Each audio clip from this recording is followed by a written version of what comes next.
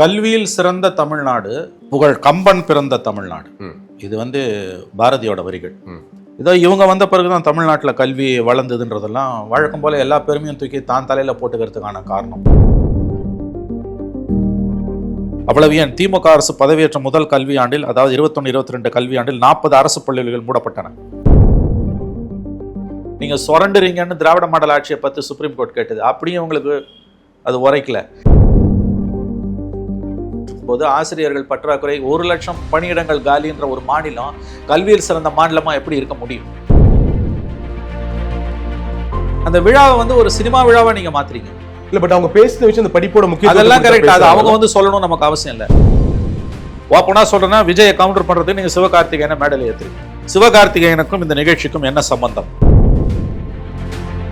ஆகவே இது ரொம்ப என்னை பொறுத்தவரையில் இது அரசு பணத்துல நீங்கள் ஒரு ரியாலிட்டி ஷோவை நடத்துறீங்கன்னு தான் நான் பார்க்குறேன்.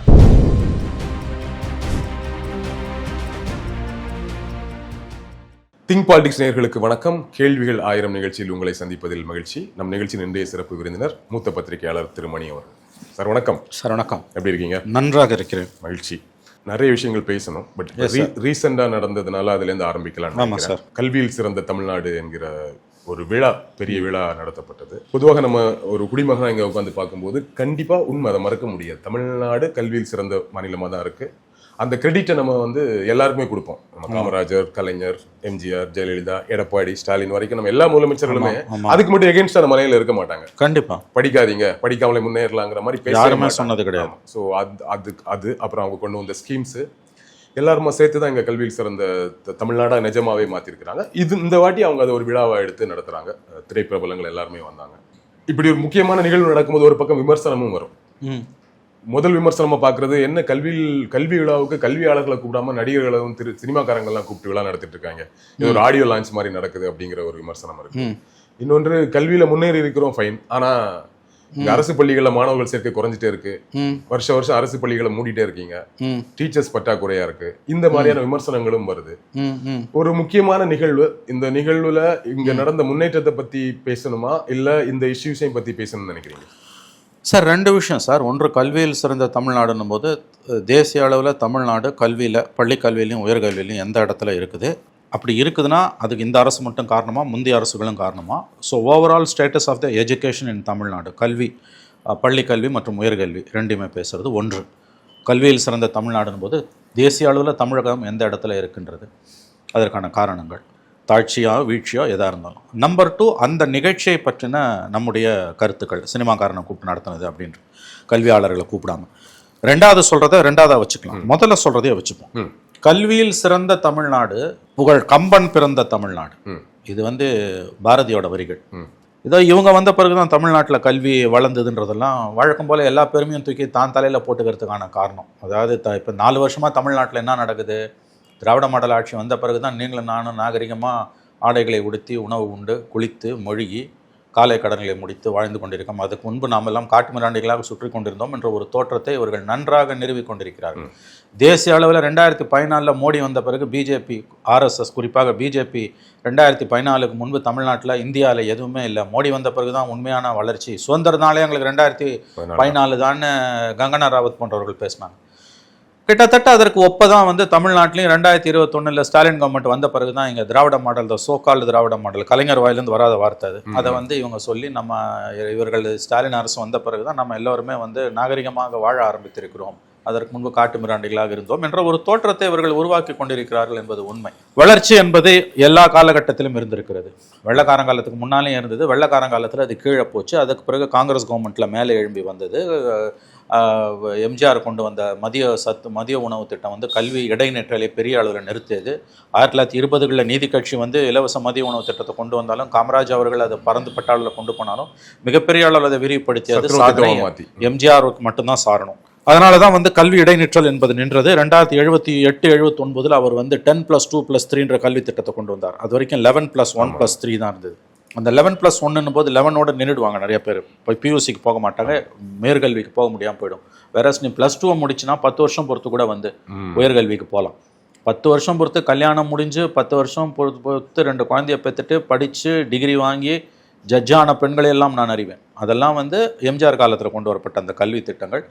நிறைய மென்பொருள் இளைஞர்களை உருவாக்குவதற்கு வந்து கல்வி இடைநிற்றல் வந்து ஒரு தடுக்கப்பட்டது ஒரு முக்கியமாக இருந்தது. அப்போ தான் தனியார் பொறியியல் கல்லூரிகள் பெரிய அளவில் வந்தது. 90களில் ஏற்பட்ட மென்பொருள் புரட்சிக்கு இவையெல்லாம் உதவிகரமாக இருந்தன. அதன் பிறகு கலைஞர் சில சாதனைகளை செய்தார், மறுக்கவில்லை. அதன் பிறகு ஜெயலலிதா கொண்டு வந்த இலவச சைக்கிள் திட்டம் என்பது பெண்களோட இடைநிற்றலை பெரிய அளவில் நிறுத்தியது. லேப்டாப் என்பது கிராமங்களில் குக்கிராமம் வரைக்கும், குடிசைகள் வரைக்கும் போனது. ஸ்டாலினும் அவருடைய பங்குக்கு சாதனைகளை செய்திருக்கு, நான் மறுக்கவில்லை, செய்திருக்கிறார் என்பதை. ஆனால் எல்லா பெருமையும் தூக்கி தங்கள் தலையில் போட்டுக்கொண்டு கல்வியில் சிறந்த தமிழ்நாடு என்பது வந்து ஏதோ 21 திராவிட முன்னேற்ற கழக ஆட்சி வந்த பிறகுதான் நடந்தது என்ற தோற்றம் என்பது ரொம்ப ரொம்ப உண்மைக்கு மாறானது. அது வந்து என்ன பொறுத்தவரையில் வந்து ரொம்ப ஒரு அதீதமான ஒரு கற்பனை. எல்லாருடைய சாதனைகளும் தனதாக்கி கொள்ளக்கூடிய காரியத்தை தான் இவர்கள் செய்து கொண்டிருக்கிறார்கள். பொலிட்டிக்கல் ஸ்ட்ராட்டஜியை யோசிக்கும் பொழுது எல்லாரும் சேர்ந்து தான் இங்கே கிரியேட் பண்ணியிருக்கிறோம். பட் அதை தனக்கு சாதகமாக யூஸ் பண்ணிக்கிறது ஸ்ட்ராட்டஜி வைஸ். எலெக்ஷன் டைமில் one of the aspects, election டைமில் அதை பண்ணிட்டு போனாங்கன்னா ஓகே. 24 மணி நேரமும் 365 நாளும் கடந்த 5 வருஷமாக அதான் நடந்துகிட்டு இருக்கு. விளம்பரத்தில் மட்டுமே தான் கவர்மெண்ட் ஓடிக்கிட்டு இருக்கு. அப்படி பார்த்தீங்கன்னா இன்னைக்கு தேசிய அளவில் வந்து பள்ளிக்கல்வியோட தரமும், உயர்கல்வி என்று சொல்லக்கூடிய கல்லூரிகள் மற்றும் அதற்கு பிறகு இருக்கக்கூடிய முதுகலை கல்வி, பிஹெச்டி இவற்றுடைய தரமும் எடுத்து பார்த்தீங்கன்னா தமிழ்நாடு வந்து பெருமைப்பட்டு கொள்ளக்கூடிய அளவுக்கு இல்லை என்பதும் உண்மை.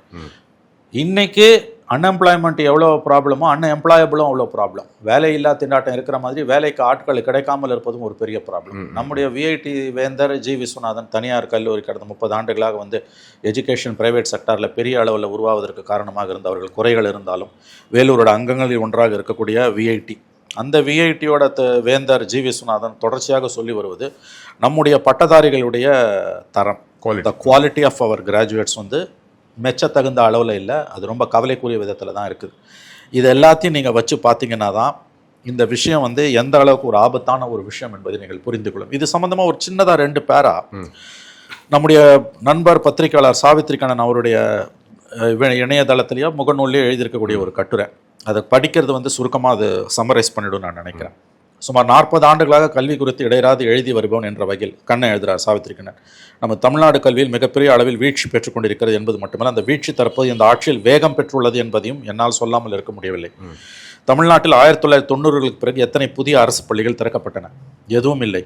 ஆனால் எத்தனை அரசு பள்ளிகள் இடித்து அகற்றப்பட்டுள்ளன என்பதற்கு தமிழக அரசு செப்டம்பர் 2022 மதுரை உயர்நீதிமன்ற மதுரை பெஞ்ச், மெட்ராஸ் ஹைகோர்ட்டோட மதுரை பெஞ்ச் தந்துள்ள தகவல்களின்படி தமிழகத்தில் மொத்தம் 5553 அரசு பள்ளிகள் இடித்து அகற்றப்பட்டுள்ளன என தெரிவிக்கப்பட்டுள்ளது. லாஸ்ட் 90க்கு பிறகு. அவ்வளவு ஏன், திமுக அரசு பதவியேற்ற முதல் கல்வியாண்டில், அதாவது 21-22 கல்வியாண்டில் 40 அரசு பள்ளிகள் மூடப்பட்டன. தற்போதைய நிகழாண்டில் மட்டுமே 208 அரசு பள்ளிகள் மூடப்பட்டன. தமிழகத்தில் மொத்தமுள்ள அரசு மற்றும் அரசு உதவி பெறும் பள்ளிகளில் 44,884 படிக்கும் மாணவர்கள் எண்ணிக்கை 56,06,423. ஆனால் வெறும் 12,970 தனியார் பள்ளிகளில் 63.42 லட்சம் மாணவர்கள் படிக்கின்றனர். ஏன் அரசு பள்ளிகளில் மாணவர்கள் எண்ணிக்கை குறைந்து கொண்டே வருகிறது என்றால், அடிப்படை வசதிகள் கூட இல்லாத நிலைமை ஒருபுறம் என்றால், மறுபுறம் ஆசிரியர்கள் பற்றாக்குறை மிகப்பெரிய காரணமாகும். பள்ளி கல்வித்துறையில் மட்டும் சுமார் 1 லட்சம் ஆசிரியர் பணியிடங்கள் நிரப்பப்பட வேண்டும். இன்னும் ஓராசிரியர் ஈராசிரியர் கொண்டுகளை இயங்கும் பள்ளிகள் நிறைந்துள்ள இத்தகைய அவலநிலைகளை எல்லாம் உள்ள மாநிலத்தை கல்வியில் சிறந்த மாநிலம் என்று எப்படி சொல்லுவீர்கள்? யாரை ஏமாற்றத்துக்கு இந்த வேலை இது? அப்படி சொல்லுவதும் நம்புவதும் நம்மை நாமே ஏமாற்றிக்கொள்ள உதவும்.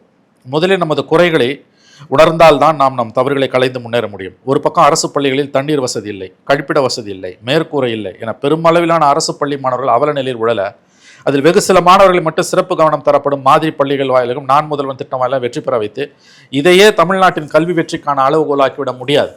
இந்த நிகழ்வு குறித்து கல்வியாளர் ஜவஹர் நேசன் பேசினது தமிழ்நாட்டு பள்ளிகளில் மண்ணும் மரம் சார்ந்த கல்வி கிடையாது, அதை கூட நம்ம ஒதுக்கிட்டு அடுத்து போகலாம். 10 ஆண்டுகளுக்கு மேலாக பணியாற்றும் நிரந்தரமாகாமல் ஒப்பந்த ஆசிரியராகவும் பகுதி நேர ஆசிரியராகவும் உழலும் பல்லாயிரம் ஆசிரியர்கள் ஸ்டாலின் ஆட்சியில் தொடர்ந்து போராட்டங்கள் நடத்தி சிறை சென்ற சம்பவங்கள் ஞாபகத்தில் வந்தன.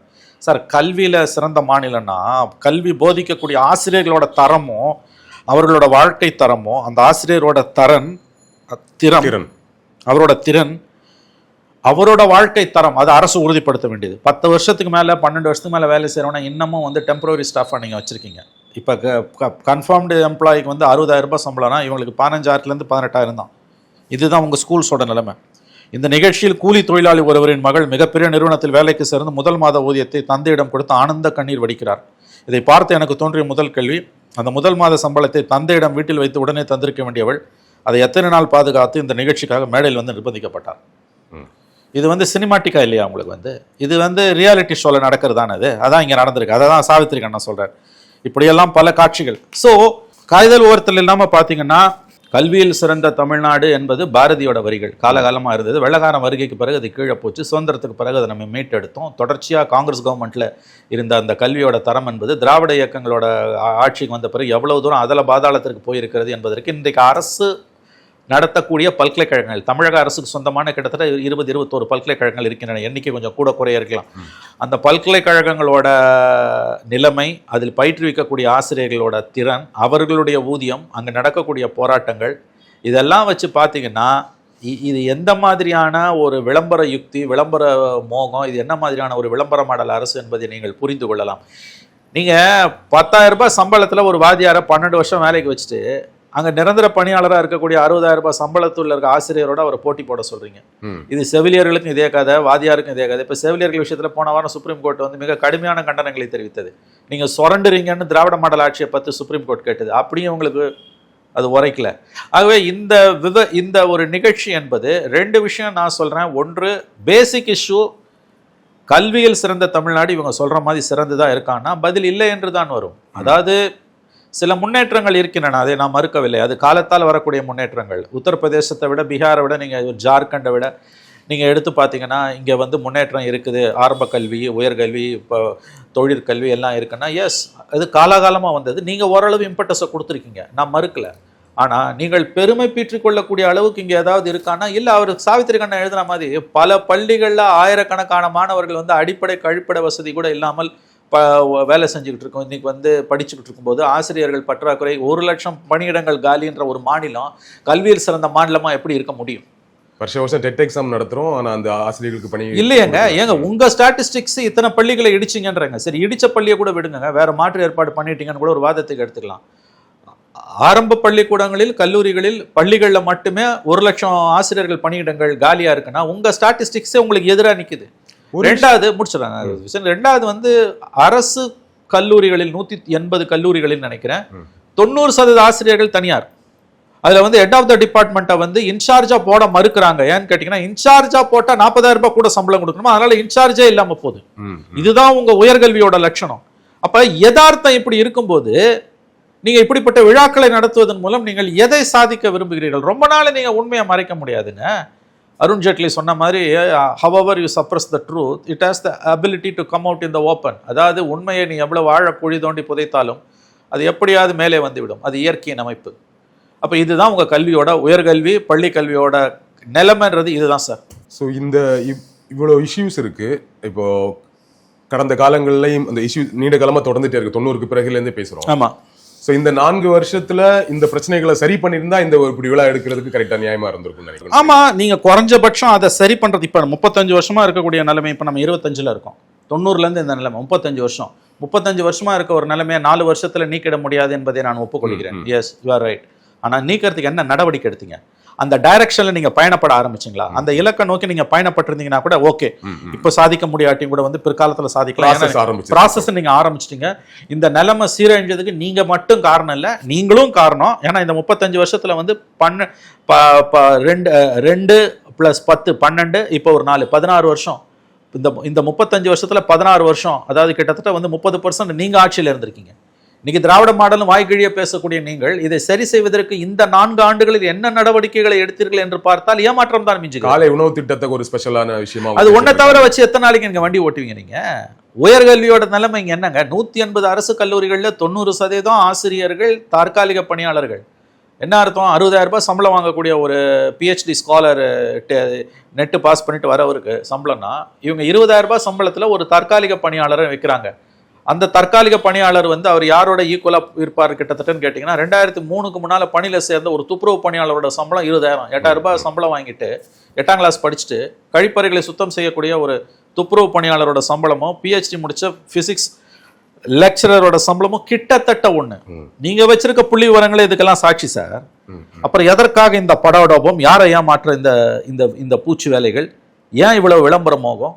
ஜென்ரலாக ஒரு கேள்வி கேட்குறேன். இப்போ பொதுவாக சொல்கிறது, நிறைய பேர் அரசு பள்ளிகளில் மாணவர்களோட சேர்க்கை குறைஞ்சிருச்சு, எல்லாருமே பிரைவேட் ஸ்கூலை நோக்கி போகிறாங்க. அதற்கு ஒரு காரணம் இங்கே அரசு பள்ளிகளில் தரம் இல்லைன்னு ஒரு காரணம் சொல்லப்படும்.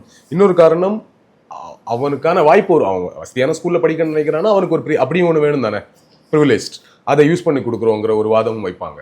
நம்ம இதை கரெக்டாக எப்படி புரிஞ்சுக்கிறது? ஒன்று, நான் வசதியாக இருக்கிறேன், நான் வந்து பிரைவேட் ஸ்கூல்லே படிக்க வைக்கிறேங்கன்னு நினைக்கிற மென்டாலிட்டியை புரிஞ்சுக்கிறேன் ஓரளவுக்கு.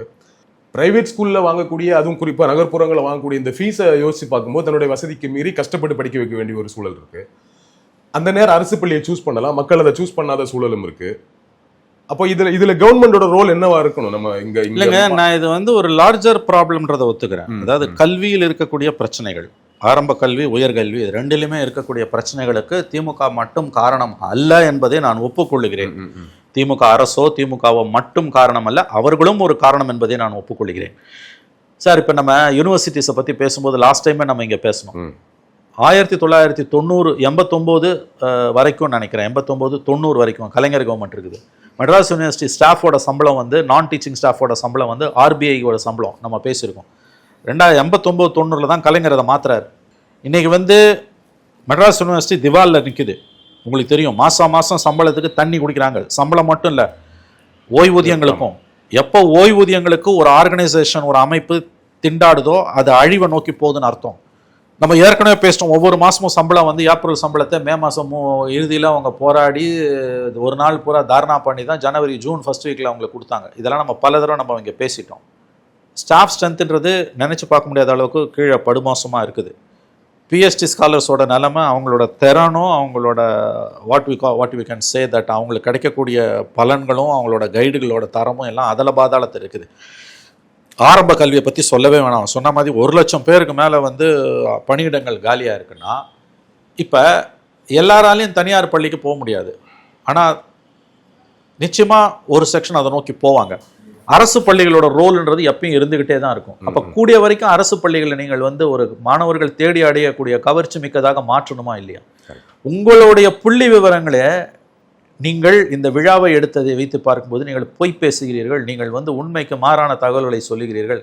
உங்ககிட்ட இருக்க அதிகாரத்தை பயன்படுத்தி செங்கோலை வளைச்சு நீங்கள் இன்னைக்கு வந்து இப்படி ஒரு அப்பட்டமான ஒரு பொய்யான தோற்றத்தை மக்கள் மத்தியில் ஏற்படுத்துறீங்க. நடைமுறை என்ன சார்? நீங்கள் எத்தனை பேர் சார் கவர்மெண்ட் ஸ்கூலில் ப்ரிப்பேர் பண்ணுறான்? மனசாட்சியை தொட்டு சொல்லுங்க. ஒரு கூலி வேலை தொழிலாளி கூட வந்து தான் குழந்தைய வந்து ஒரு அரசு தனியார் கான்வென்ட்டுக்கு தான் அனுப்பணும்னு விரும்புகிறான். இதுதானே உங்களோட யதார்த்தம் இன்னைக்கு. அப்புறம் அவங்கள அரசு பள்ளி நோக்கி வர வைக்கிறதுக்கான என்ன ப்ரமோஷன் நீங்க பண்ணீங்க? இதுல திரும்ப வந்து கல்வியோட தரம், மாணவர்களோட தரம் இதெல்லாம் பேசும்போது இதோட ஒட்டி நிற்கக்கூடிய இம்பாய்ப்டுன்னு இதோட ஒட்டி இருக்கக்கூடிய விஷயமாக இருப்பது ஆசிரியர்களோட ஊதியங்கள், ஆசிரியர்களோட பணிச்சூழல். அதை ஒதுக்கிட்டு இதை பார்க்க முடியாது. ஏங்க, 10,000 ரூபாய் சம்பளத்துக்கு ஒரு டெம்பரவரி ஸ்டாஃபை வச்சுக்கிட்டு அந்த வாத்தியார்கிட்ட ஆணோ பெண்ணோ அவங்க கிட்ட 55,000 60,000 சம்பளம் வாங்குற அல்லது 1 லட்சம் சம்பளம் வாங்குற அதிக ஒரு கன்ஃபார்ம்டு எம்ப்ளாயோட ஸ்டாண்டர்ட் நீங்கள் எதிர்பார்த்தீங்கன்னா அதை விட ஒரு மனிதாபிமானம் இல்லாத செயல் என்னங்க இது? அரசு பள்ளியை நோக்கி மாணவர்களை வர வைக்கிறதுக்கு, பெற்றோர்களை மாணவர்களை கொண்டு சேர்க்க வைக்க என்ன ப்ரொமோஷன் பண்ணணும்னு கேட்டோம் இல்லையா? இப்போ நேற்று நடந்த இந்த விழா, சமீபத்தில் நடந்த இந்த விழா, நம்ம முன்னாடி கேட்ட மாதிரி கல்வியாளர்கள் இல்லாமல் சினிமாக்காரங்களை கூப்பிட்டு வச்சு நடத்துறீங்கிறது ஒரு விமர்சனம் வைக்கப்பட்டா கூட நான் இதோட கனெக்ட் பண்ணுறேன். இது கைண்ட் ஆஃப் ப்ரமோஷன்ஸ். இந்த மாதிரி அரசு பள்ளியில் படித்தா கூட இது மாதிரியான நாங்கள் நடக்குமா அப்படிங்கிறத குறைந்தபட்சம் middle class, below middle class இருக்கக்கூடிய மாணவர்களுக்கு தெரியப்படும், அந்த பெற்றோர்களுக்கு தெரியும். ஒரு வகையான ப்ரமோஷன் தான். இல்லைங்க, அது சரிங்க, கொஞ்சம் பேர் வந்தாங்கன்னா லாபம் தாங்க. ஆனால் அவர் சாவித்திரி கண்ணன் எழுதுன மாதிரி வந்து விதிவிலக்குகள் விதி அல்ல. எக்ஸெப்ஷன் வந்து கிடையாது. Exceptions are not rule. There are exceptions anywhere. இப்போ நீங்கள் என்ன பண்ணுறீங்க? ஒரு குழந்தை காலில் விழுந்து அழுவுறா, முதலமைச்சர் காலையும் துணை முதலமைச்சர் காலையும். அந்த காட்சியெல்லாம் என்னை பொறுத்தவரையில் அவலமாக இருக்கிறது. நீங்கள் சுயமரியாதை இல்லாமல் அவர்களை வளர்க்கிறீர்கள். அப்படிதான் நான் இதை பார்க்குறேன். இது ப்ரமோஷனல் ஆக்டிவிட்டி. அப்புறம் அந்த ஒரு மாதம் பூரா சம்பாதிச்ச காசை அந்த ஒரு பெண் வந்து அவர் தந்தையிடம் கொடுக்காம இங்கே வந்து கொடுக்குற, இதுக்கு எத்தனை நாள் ரிஹர்சல் பார்க்கப்பட்டது? இந்த கேள்விகள்லாம் வரும். சரி, இதெல்லாம் வந்து ஓகேங்க, நீங்கள் தானாக நடக்குதோ ரிஹர்சல் பார்த்து நடக்குதோ தானாக நடக்குதுன்னே கூட ஒரு வாதத்துக்கு நாம் எடுத்துக்கொள்வோம். இது விதி விலக்கு. விதி என்ன? எத்தனை மாணவர்களை நீங்கள் வந்து நான் முதல்வன் ஸ்கீமுக்கும் அது பேர் என்ன, இன்னொரு ஸ்கீம் ஒன்று வந்து பெண்களுக்காக ஒன்று கொண்டு வந்திருக்காங்களே, இந்த ஸ்கீம்ஸ் மூலமெல்லாம் நீங்கள் எத்தனை பேரை ஊய்விக்க போகிறீர்கள்? ஓவரால் கண்டிஷன் என்ன? தயவு செஞ்சு அதை பேசுங்க. கட்டி பிடிச்சிட்டு அழுவுறதும் இதெல்லாம் வந்து எப்படின்னு கேட்டிங்கன்னா வந்து what can one say that இது ஒரு விதமான, எப்படி சொல்றது, ஒரு விதமான பூச்சி வேலை. இது கிம்மிக்ஸ். இது அரசு பள்ளிக்கான ப்ரமோஷன் இல்லை, இது ஆட்சிக்கான ப்ரமோஷன். இது ஆட்சிக்கான ப்ரமோஷன். இது அரசு பள்ளிக்கான ப்ரமோஷன் கிடையாது, இது ஆட்சிக்கான ப்ரமோஷன். அரசு பள்ளிகளோட நிலவரம் என்னன்னு நீங்க கொடுக்குற புள்ளி விவரங்களே, நீங்க இப்ப பேசுற, நீங்கள் கதை இழக்கிறீர்களே, அதற்கு மாறான தகவல்களை நமக்கு சொல்லுகின்றன. இதை எப்படி நம்ம ஒதுக்கிட்டு பார்க்க முடியும்? நான் மறுபடியும் சொல்லுகிறேன், கடந்த 35 ஆண்டுகளாக தமிழ்நாட்டில் கல்வியின் தரம் அதல பாதாளத்திற்கு போனதற்கு திமுக மட்டும் காரணம் அல்ல, திமுகவும் காரணம். இந்த 35 ஆண்டுகளில் 16 ஆண்டுகள் அவர்கள் பதவியில் இருந்திருக்கிறார்கள். 16 ஆண்டுகள்னா கிட்டத்தட்ட வந்து உங்களுக்கு 30%, 1/3 ஆஃப் த டென்யூர் நம்ம வச்சுக்கலாம் இல்லையா, மோர் தென் 1/3, 40%, கிட்டத்தட்ட 40% அவங்க தான் ஆட்சியில் இருந்திருக்காங்க. அப்போ நீங்களும் ஒரு காரணம். நீங்க அதிகாரத்தில் இருக்கிறதால தான் உங்களை கேள்வி கேட்குறேன். ஏன்னா எம்ஜிஆரோ ஜெயலலிதாவோ எடப்பாடியோ இந்த அளவுக்கு தம்பட்டம் அடித்துக் கொள்ளவில்லை. நீங்கள் தம்பட்டம் அடித்துக் கொள்ளும் பொழுது கேள்விகள் இயல்பா கேள்வி வரும். நீங்க பெருமை பீத்திக்கிற அளவுக்கு தமிழ்நாட்டில் கல்வியின் தரம் இல்லை, அரசு அதுவும் குறிப்பாக அரசு பள்ளிகள் கல்லூரிகளின் தரம் இல்லை என்பதைத்தான் நான் இங்கு பதிவு செய்ய விரும்புகிறேன். இந்த அரசுக்கோ இந்த அரசை ஆதரிக்கக்கூடிய தொங்கு சதைகளுக்கோ குறைந்தபட்ச அறிவு நேர்மை இருந்தால் இது குறித்த ஒரு விவாதத்திற்கு வரட்டும். இப்போ ஜவஹர் நேசன் போன்றவர்கள், சாவித்ரி கண்ணன் போன்றவர்கள், பிரின்ஸ் கஜேந்திர பாபுக்கெல்லாம் அந்த விழாவில் அழைப்பு இல்லை. ரெண்டாவது விஷயம், இப்போ நீங்கள் பார்த்தீங்கன்னா அந்த நிகழ்ச்சியில் வந்து கல்வியாளர்களுக்கு என்ன முக்கியத்துவம் கொடுக்கப்பட்டது?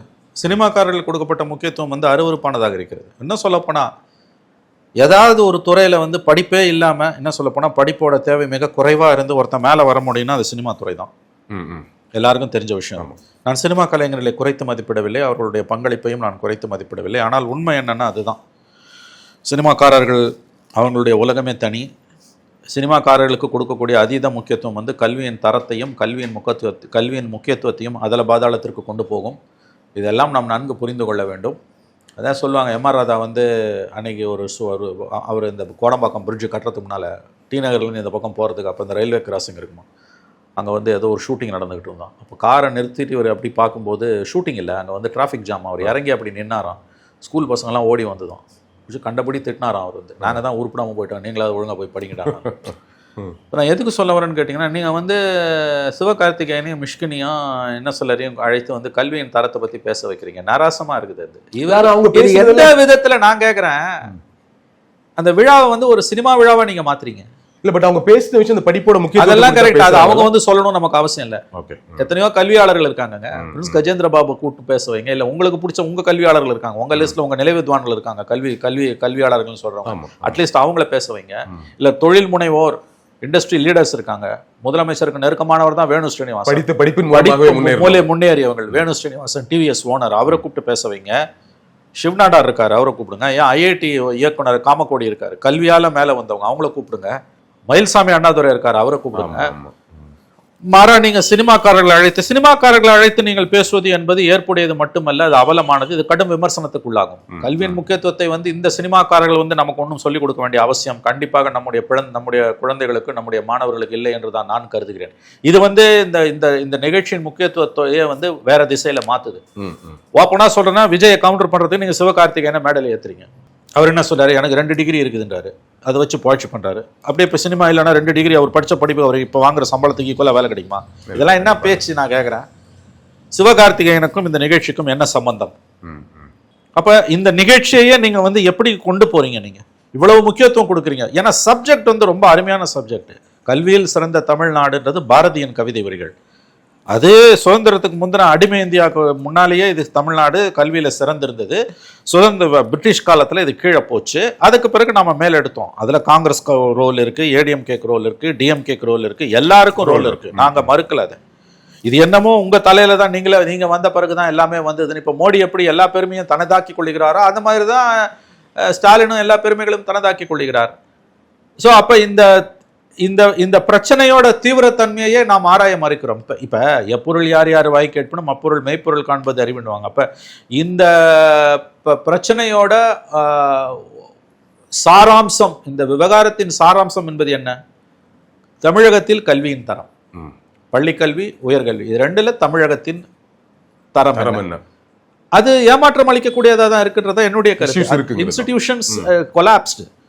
நீங்க கல்வியை பத்தி பேசும்போது, ஏன் உச்சநீதிமன்றமே வந்து குஜராத்தில் அந்த ஆசிரியர்கள், குஜராத்தா ராஜஸ்தானா பணி நிரந்தரம் கோரி ஆயிரக்கணக்கான ஆசிரியர்கள் மேலே போகும்பொழுது சுப்ரீம் கோர்ட்டில் கேஸ் போடும்பொழுது சுப்ரீம் கோர்ட்டு இடித்துரைத்தது என்னன்னா வந்து, நீங்கள் வந்து கல்வி ரொம்ப முக்கியம்னு பேசுறீங்க. அந்த விஜயதசமி அன்னைக்கு இதில் பிடிச்சி அரிசியில் எழுதுவாங்க தெரியுமா, அது ஏதோ ஒரு சமஸ்கிருத வார்த்தை சொல்லுவாங்க, அதுக்கு வந்து அத்தியாபியாசமோ என்னமோ ஒன்று சொல்லுவாங்க. அதெல்லாம் நீங்கள் சொல்கிறீங்க. குரு தட்சணைன்னு பேசுகிறீங்க, எல்லாம் கரெக்டு. ஆனால் சொல்லி கொடுக்குற வாத்தியாரோட வாழ்க்கை தரம் இவ்வளோ மோசமாக இருந்ததுன்னா கல்வி எப்படி வளரும்? ஸோ இது பேசிக் ட்ரூத். இது குஜராத்துக்கு உச்சநீதிமன்றம் சொன்னது, ராஜஸ்தானுக்கு சொன்னது தான் தமிழ்நாட்டுக்கும். உங்களுடைய பள்ளி நிறுவனங்கள், கல்லூரிகள் மற்றும் உங்களுடைய பள்ளிகளில் இருக்கக்கூடிய ஆசிரியர்களோட வாழ்க்கை தரம் என்ன, அவங்களோட கல்வித்தரன், அது ரெண்டாவது. அவங்களோட வாழ்க்கை தரம் 90% டெம்பரரி ஸ்டாஃபை வச்சிருக்கிற ஒரு அரசு பள்ளியும் அரசு கல்லூரியும் கல்வியில் சிறந்த மாநிலமாக அந்த மாநிலத்தை எப்படி மாற்ற முடியும்? அடிப்படை பல கேள்விகளை இது எழுப்புகிறது. இப்ப நீங்க இந்த விழாவை எடுக்காம இருந்திருந்தீங்கன்னா உங்களை ஏன் யாரும் கேட்க போறது இல்லை. டிஸ்கஷனாவே மாறி இருக்காது. அதாவது கீழே வந்து நிலைமை மோசமா இருக்கு, ஆனா நீங்க சித்தரிக்கிற தோற்றம் என்பது அப்படியே எல்லாத்தையும் நீங்கள் சாதித்து விட்டதை போல ஒரு சித்திரத்தை முன்வைக்கிறீர்கள். ஆகவே இது ரொம்ப என்னை பொறுத்தவரையில் இது வந்து அரசு பணத்துல நீங்கள் வந்து ஒரு ரியாலிட்டி ஷோவை நடத்துறீங்கன்னு தான் நான் பாக்குறேன். நான் இப்ப அகரம் ஃபவுண்டேஷன் நடத்துறாங்கன்னா அவங்க பணத்துல நடத்துறாங்க, தனியாரோட பணத்துல நடத்துறாங்க. நீங்க அரசு பணத்தை செலவு பண்ணி, அதுவும் நீங்க சொல்ற கருத்துக்கள் எல்லாம் வந்து வே ஆஃப் த மார்க், உண்மைக்கு எதிராக இருக்குது. நீங்கள் பறைசாற்றிக் கொள்வது போல இங்கு இல்லை என்பதுதான் உண்மை. அஃப்கோர்ஸ் ஒரு கூலி தொழிலாளியோட மகள் வந்து ஜப்பானிய மொழி படிக்கிறா, அவ அங்க போறான்னா மகிழ்ச்சியான விஷயம் தான், நாம் அதை யாரும் மறுக்கவில்லை. ஆனா அது மட்டும்தானா இங்க? அதுதான் அளவுகோலா? நான் கேட்கிறேன், அதுதான் அளவுகோலா? 3000 மாணவர்களை நீங்க நான் முதல்வன் ஸ்கீம்ல படிக்க வைக்கிறீங்க, இல்ல 30,000 மாணவர்களை படிக்க வைக்கிறீங்கன்னா எத்தனை லட்சம் மாணவர்கள் அடிப்படை வசதி இல்லாமல் இங்க இருக்கிறார்கள்? அவர்களுக்கான உங்களுடைய பதில் என்ன? ஆக இது எல்லாத்தையும் சேர்த்து தான் நம்ம பேசணும்னு நான் நினைக்கிறேன். புரியுது.